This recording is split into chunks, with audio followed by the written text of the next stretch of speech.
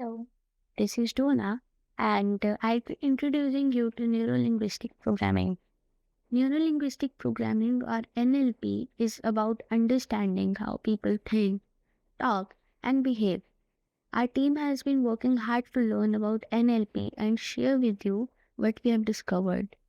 We'll explain some of our important ideas in NLP, like how our thoughts create our reality, and techniques such as anchoring, which can help us control our emotions. We'll also talk about the people who came up with NLP, the methods they used, and why NLP can be helpful. And we would forget to mention some of the criticisms people have about NLP so you can make up your own mind about it. Let's explore NLP together and see how it can make a difference in our lives. So, neuro-linguistic programming (NLP) is a psychological theory and approach that suggests that individuals can model the strategies of highly successful people to achieve their own goals and aspirations. Just like setting up some examples, NLP facilitates understanding of one's thoughts, ideas, and emotions to pinpoint obstacles to success and capitalize on strengths. It draws from observations of both failures and achievements to discern patterns and strategies for personal advancement. NLP technique involves language, patterns, cognitive strategies, behavioral interventions aimed at improving communication, personal growth, and achieving desired outcomes. By embracing NLP principles, individuals can refine their mental processes, communication abilities, and behaviors to mirror the success strategies of accomplished individuals. Talking about the history of NLP, neuro-linguistic programming originated from the collaborative efforts of John Grinder and Richard Bandler in early 1970s. John Grinder's expertise in linguistics and Richard Bandler's background in information science and mathematics provided a unique interdisciplinary foundation for NLP. The duo initially focused on studying effective communication and behavior patterns exhibited by successful therapists such as Fritz Perls, Virginia Satir, and Milton Erickson. And through their observations and analysis, Grinder and Bandler developed NLP techniques and aimed at understanding and replicating strategies of highly successful individuals in various fields. Then came the idea of the map of reality. Combined expertise in linguistics, information science, and mathematics led to development of NLP philosophy, which revolves around the intricate exploration of thoughts, emotions, speech, and behaviors. This approach not only aids practitioners in understanding but also shaping individuals' map of reality, which comprises their unique perceptions, beliefs, and interpretations of the world around them. NLP philosophy rooted in the fusion of linguistics, information science, and mathematics. It focuses on examination of thoughts, emotions, speech, and behavior.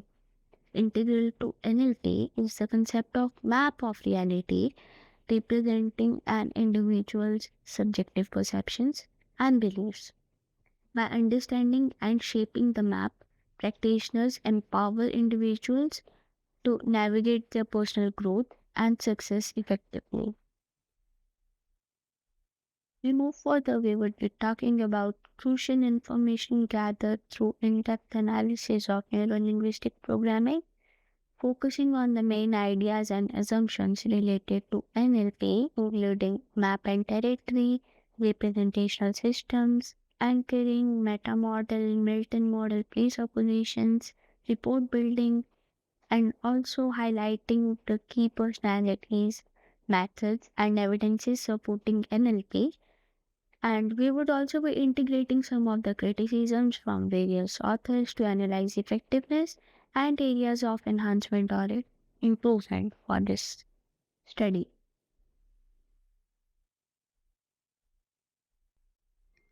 Hello everyone, this is Mahir. I'm going to present key theories and assumptions of neurolinguistic programming. Neurolinguistic programming is a psychological technique investigating the connection between neurology, language, and behavioral patterns acquired through experience. There are eight basic key theories and assumptions of neurolinguistic programming that I'm going to explain in this presentation. And these are subjective experience, map and territory, representational system, anchoring, meta model, Milton model, presuppositions, and rapid building. Now let's start with subjective experience. Neurolinguistic programming highlights the personal aspects of human experience, suggesting people interpret and perceive environment using their internal representations. The next slide is for map and territory. Neurolinguistic programming uses the metaphor of a map to express person's mental pictures of reality. The idea is that our maps, that includes beliefs and perceptions, may not accurately reflect the external reality which is named as territory and this assumption.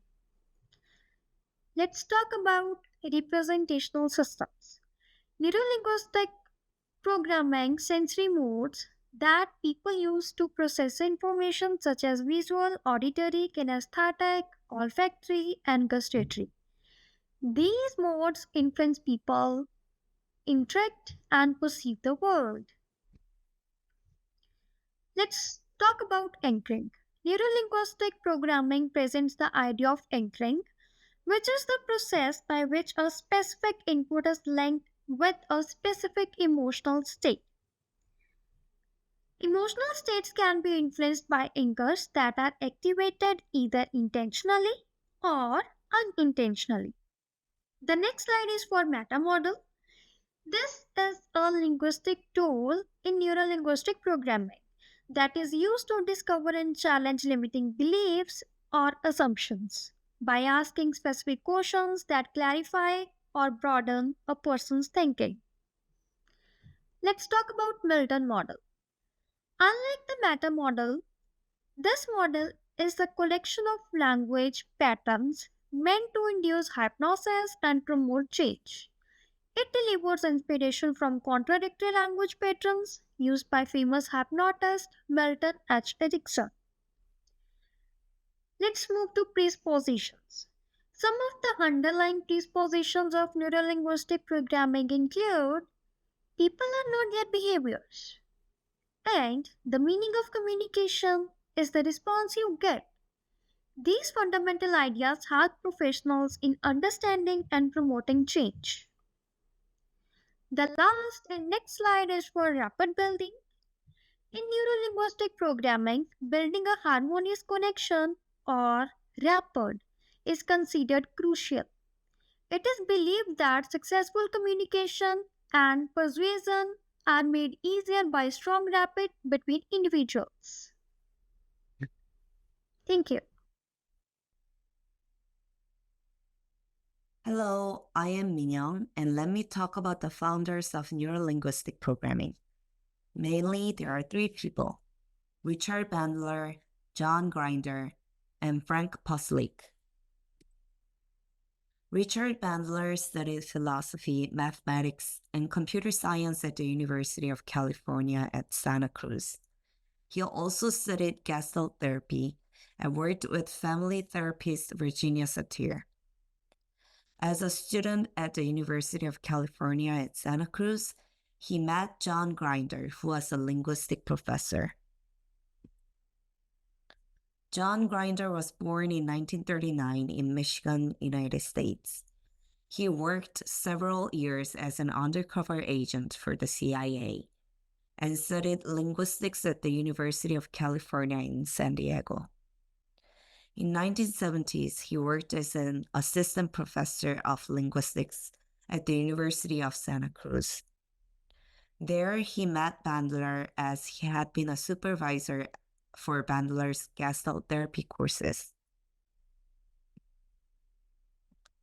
Robert Frank PSYC was born in 1945 in Nebraska, United States. After a difficult childhood, he served as U.S. Navy. He started studying at Craschi College of the University of California and met Bandler through the Gestalt therapy groups. Later, he also worked with Grinder while developing the Meta project. He served as the organizer and the middleman of the three. However, PSYC's personal life was destroyed by the two colleagues, as PSYC's partners became their partners. And later, his work and contribution to development of neurolinguistic programming was erased. They modeled the work of Fritz Perls, the Gestalt therapy founder, Virginia Satir, and Milton Erickson, who did hypnotherapy, and studied the language patterns of them. The ultimate goal for studying this was to understand the patterns of communication and behavior shown by these therapists. They believed that studying these can lead to creating techniques for personal development and change. After studying their work, Bandler and Grinder published books, The Structure of Magic, Patterns of Hypnotic Techniques of Milton H. Erickson, and Changing with Families. These books introduced the field of neurolinguistic programming.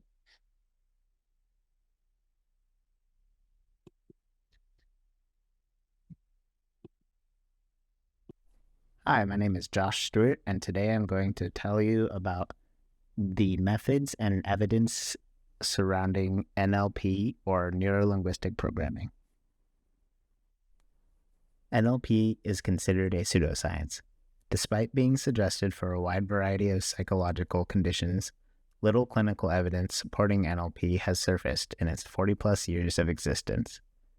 All supporting evidence is anecdotal, so there are personal accounts of NLP working, but aren't necessarily true according to science. Observational studies that are examined find a lack of empirical data surrounding NLP. People who practice NLP are called practitioners.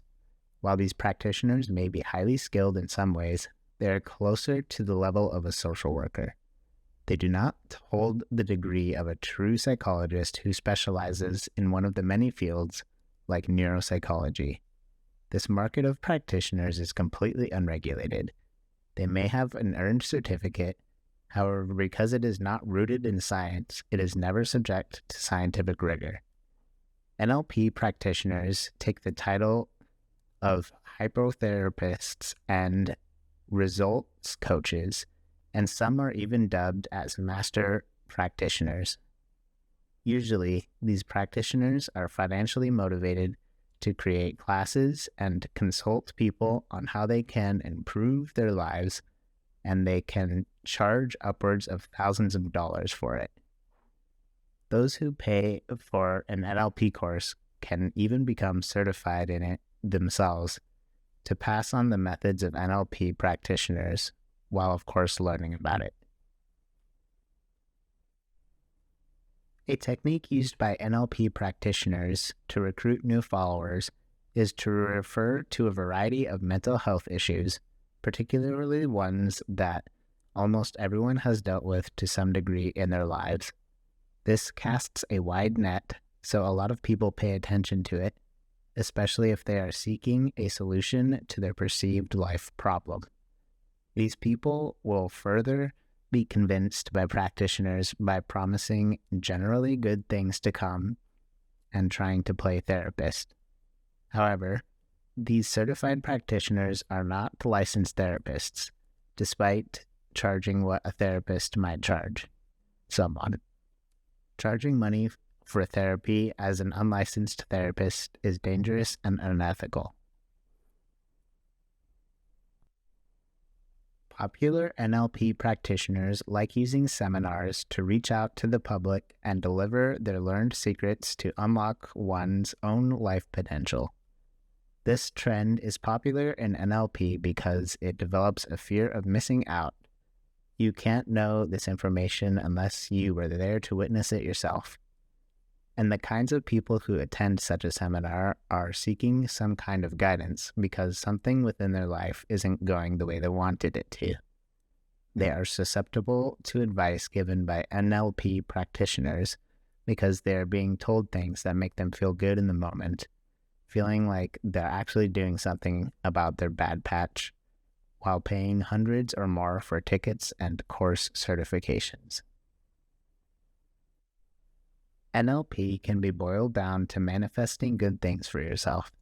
Practitioners agree on techniques such as images training, incantations, and NLP swish, which involve visualizing something you like / wanting to be a reality, either in your mind or physically telling yourself that you're going to get it.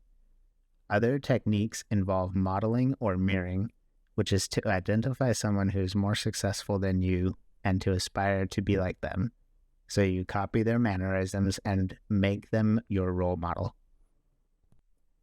In a true therapist setting, this can be helpful, but an NLP practitioner can only provide anecdotal advice while dispensing it at the cost of a true therapist or psychologist to the end user.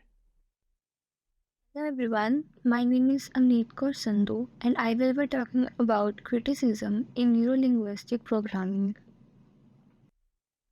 So, along with the advantages and use of neurolinguistic programming in various aspects of our lives, such as for detecting depression and anxiety, it comes with its limitations and criticism, which are as follows. First, it is believed that some eye movements are considered to depict lying. However, there is no evidence or historical evidence to prove that, as there is limited research on teaching techniques on NLP and very less amount of literature is available on NLP. Second, neurolinguistic programming is used to be used in fault acts such as manipulating people and making use of them by altering their thoughts or ideas in a way that they can be used for misconduct. Third, the results derived from neurolinguistic programming are not supported with scientific evidence and are always based on claims. However, due to this, it will be difficult to completely rely on the results from NLP. Fourth and the last, the use of NLP could lead to learning abilities to read other people's thoughts or minds, and this could further lead to manipulation of reality, and people could develop self esteem issues. Also, various manipulation techniques can be used to derive desired results from the people, that is, to manipulate thoughts according to our wishes. Some of the techniques are as follows. So, the first technique is mirroring and pasting. The practitioners resemble the same gestures as those of the people in front of them to build trust in the practitioner to get results for their use. The second one is linguistic patterns. By making the use of linguistic patterns, practitioners use repetitions and hypnotic formulations in addition to converting the meaning of people's thoughts into their own thoughts to make fraudulent claims. The last one is anchoring.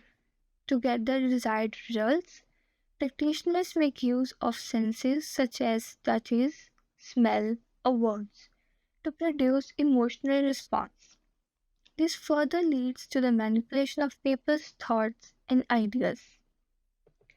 This concludes critics have made neurolinguistic programming biased and unreliable. Therefore, manipulating people is based on false claims and not scientifically proven evidence. So, this was all about the criticism. Thank you.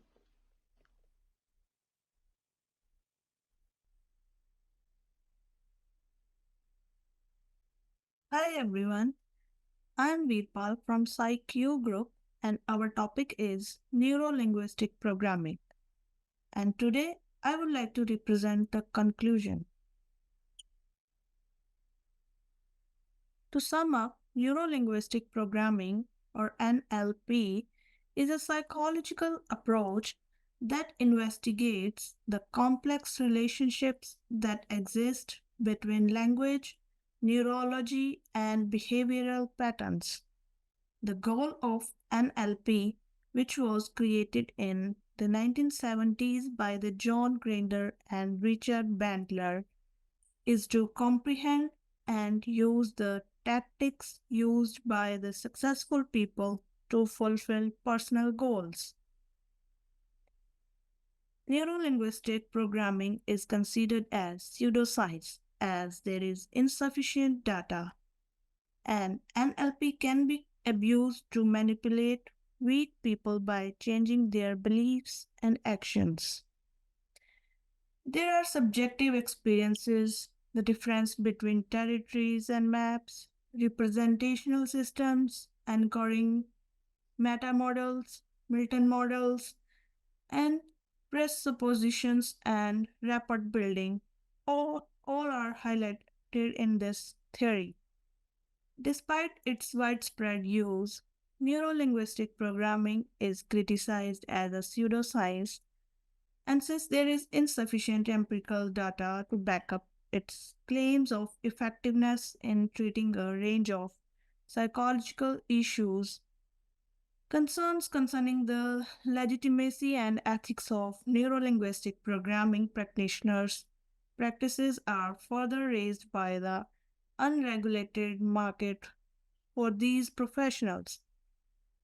Critics contend that without any specific backing, neurolinguistic programming can be abused to manipulate and take advantage of weak people by changing their beliefs and actions. So, manipulating people's ideas and emotions is said to be possible with the use of strategies including anchoring, language patterns, and mirroring. All things considered, the controversy surrounding neurolinguistic programming emphasizes the necessity of using it with careful scientific scrutiny and ethical considerations. As a result, even though neurolinguistic programming may provide insights into human behavior and communication, the psychology community continues to disagree about its validity and moral implications. Thank you.